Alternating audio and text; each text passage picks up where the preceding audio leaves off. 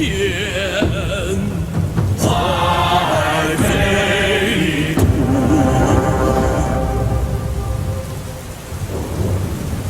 途，汉家宗社会主义，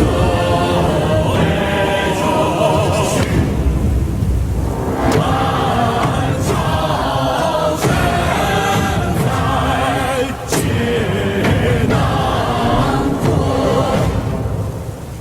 万朝神在劫难过，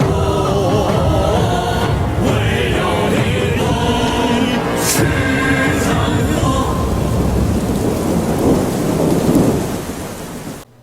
192년 4월 황제를 볼모로 권력을 휘두르던 폭군 동탁이 살해당했습니다. 동탁을 죽인 건 그와 부자지간을 맺었던 여포였습니다. 여포는 일전에 동탁이 화가 나 자신에게 창을 던진 적이 있었는데 여기에 불만을 품고 있었으며 동탁의 시녀와의 사통을 들킬까봐 두려워하고 있었는데 소설에선 이를 배경으로 초선이라는 허구의 인물이 등장합니다. 여포는 조정대신 중 한 명인 왕윤이라는 사람에게 속마음을 털어놓았는데 마침 동탁의 폭정에 불만을 품고 있던 왕윤은 기회를 놓치지 않고 당신의 성은 여씨인데 어찌하여 성이 다른 동탁이 당신의 아비가 될 수 있겠습니까? 라며 여포를 설득하였고 결국 여포는 연회에 참석하러 가던 동탁을 살해하게 된 것입니다. 동탁은 살아생전에 장안 근처에 미라는 개인적인 성을 지어 놓았었는데 왕윤은 동탁 암살 후 황보숭에게 이곳을 공격하도록 명하였습니다. 황보숭은 미성을 공격해 동탁의 동생 동민과 90살을 먹은 그의 노모를 포함해 동족들을 모두 주살하였다고 합니다. 또한 시체를 모두 태운 뒤 잿가루를 길거리에 뿌렸다고 기록되어 있습니다. 동탁이 죽은 뒤 장안의 백성들은 길거리로 나와 노래하고 춤을 추며 돈이 있는 집에선 금과 은을 팔아 고기를 사들인 뒤 백성들과 함께 잔치를 열었다고 합니다.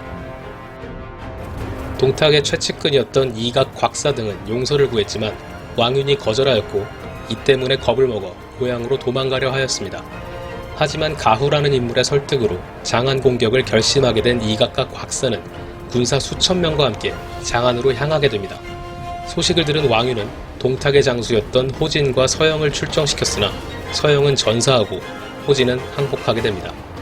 이각과 곽사가 장안에 도착했을 때 그들의 군사는 10만 명으로 불어나 있었으며 장안을 포위한 지 8일쯤 되었을 때 장안 내부의 병사들이 반란을 일으켜 성문을 열었고 여포가 막았으나 패배하게 되었습니다.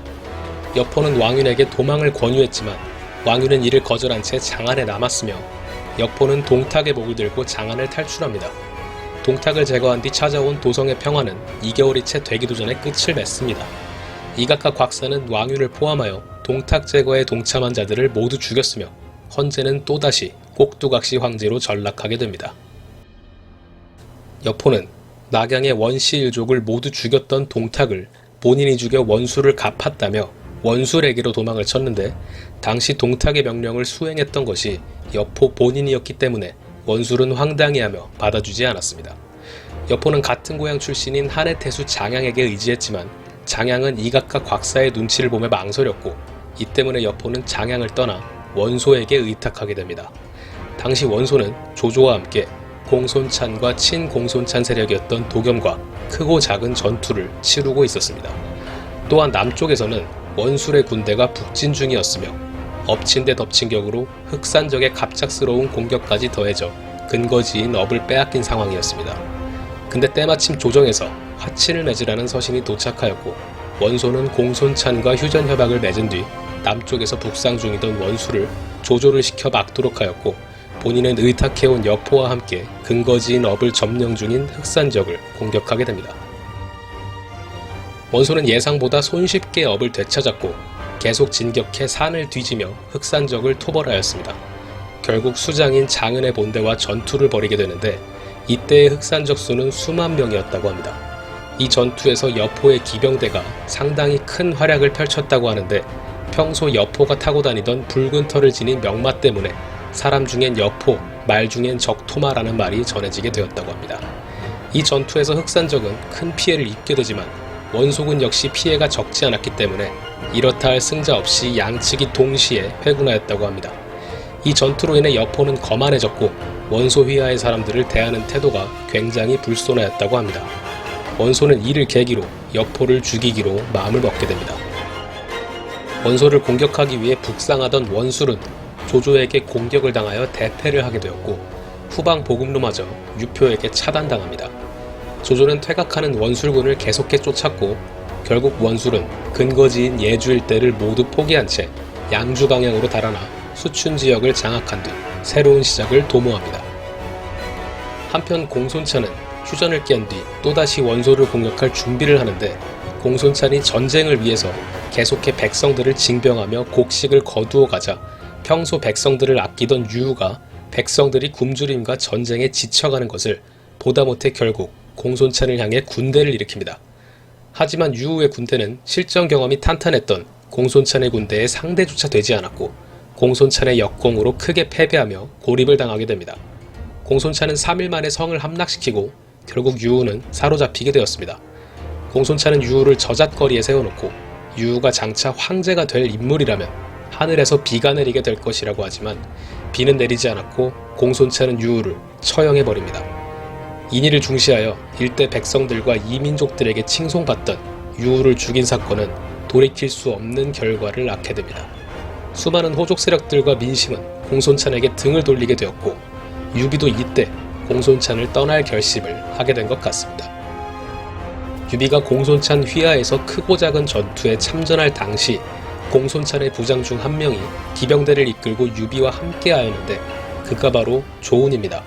조운은 이 무렵 친형이 죽게 되어 고향으로 가게 되는데 유비는 이것이 공손찬을 떠나기 위한 핑계라는 것을 눈치채고 훗날을 기약하며 작별 인사를 나누었다고 합니다. 이와 같이 수많은 인재들도 폭정을 일삼는 공손찬에게 등을 돌리기 시작합니다. 여포는 원소가 자신을 죽이려는 것을 눈치채고 밤중에 몰래 빠져나와 원소에게 오기 전 잠시 거쳤던 한 해의 장양에게 의탁하게 되었습니다. 이각과 곽사의 눈치를 보던 장양은 여포의 설득으로 여포를 받아주었고 이각과 곽사는 본인들과 가까운 곳에 있는 장양에게 여포의 힘이 더해지는 것이 내키지 않아 황명을 내려 여포에게 영천대수 자리를 주게 됩니다. 한편 연주의 기반을 다지게 된 조조는 동탁을 피해 서주에 있던 본인의 아버지를 근거지로 부르도록 하였는데 연주로 이동 중 도겸의 부하인 장계에게 아버지와 동생을 포함 일가족 모두가 살해당합니다. 소설에선 장계가 도적 출신이라서 재물을 노렸다고 전개가 되는데 사실 도겸이 지시했다는 설도 있으며 정확한 사실관계는 알 수가 없습니다. 이에 격분한 조조는 도겸을 향해 군사를 일으키게 되지만 도겸의 세력이 꽤나 컸기 때문에 만약 본인이 돌아오지 못할 경우 장막에게 의지하라는 말을 가족에게 전달하기도 했다고 합니다. 조조는 3차례에 걸쳐 서주를 공격하였는데 마지막 공격 땐 순옥과 하우돈 등을 남기고 대부분의 군사를 동원했으며 조이인의 기병을 선봉으로 세웠습니다. 조조는 10여 개의 성을 함락시킨 뒤 도겸의 본대를 크게 박살냈습니다. 이후 도겸은 지키기만 할 뿐 싸우러 나오지 않아 전투는 장기전으로 흐르게 됩니다. 식량이 모두 떨어진 조조는 회군하게 되는데 지나가는 고을마다 백성들을 학살했다고 합니다. 심지어는 동물들까지 모두 죽였으며 기록에서는 시체 때문에 강물이 흐르지 않았고 가축의 울음소리는 사라졌으며 길거리에서 어떠한 행인의 모습도 찾아볼 수가 없었다고 합니다. 조조의 이 서주 대학살은 중국 역사에서 손에 꼽을 정도로 엄청난 대규모 학살이었습니다. 복수심에 야망이 더해진 출정과 도저히 용서받을 수 없는 이 학살은 얼마 지나지 않아 조조에게 화가 되어 돌아오게 됩니다.